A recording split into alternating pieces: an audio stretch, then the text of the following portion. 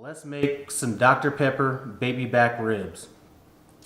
The way we're going to be doing these ribs is we're going to be using a pressure cooker that was sent to me by ICOOKPOT, which is right here. I happen to be using it in the elegant red version.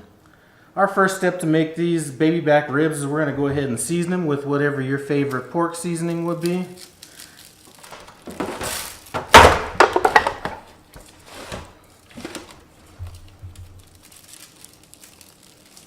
Now that we have our ribs seasoned, let's move on to our other ingredients.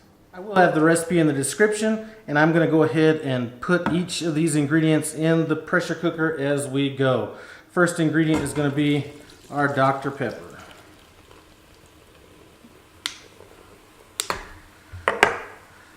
Our barbecue sauce. Our brown sugar. Salt, and our vinegar.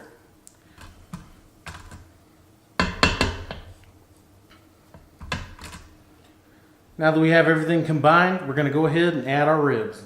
I'm going to go ahead and get these in and start our pressure cooker. So for these baby back ribs, we are going to be cooking for a total of 25 minutes on our high pressure setting. So we're going to go ahead and set our time for 25 minutes. Our pressure is already on high, and now it's just going to start.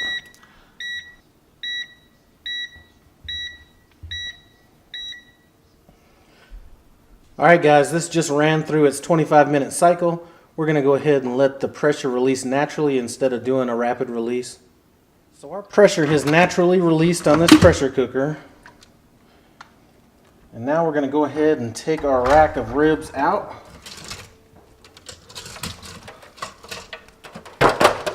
And what I'm going to do is drain off the liquid in our pressure cooker, add maybe a little bit more barbecue sauce, and just apply some to the top of these, or top and bottom of these ribs. So I took about a cup of the liquid that was in the pressure cooker and then mixed that with about 1 cup of barbecue sauce. I don't really like the thick barbecue sauce, but you could just go straight barbecue sauce at this point. So right now we're just going to go ahead and get our barbecue sauce on, flip them over, get the other side. Might as well just go ahead and pour it on here. It's not going to hurt anything.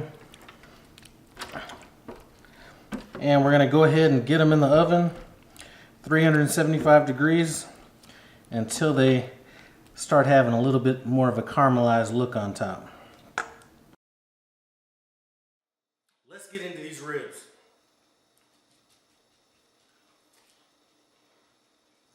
Now I didn't cook these to death, so there's still some bite on these. They're not falling apart type ribs. I'm really happy with how they came out. As a matter of fact, I can see adapting this to kind of a smoke version. Maybe smoke some ribs for a couple hours, throw it in the pressure cooker. Voila. Anyway, I'd like to thank you guys for stopping by No Hippie Barbecue. I appreciate it. Comment, subscribe, and I'm out.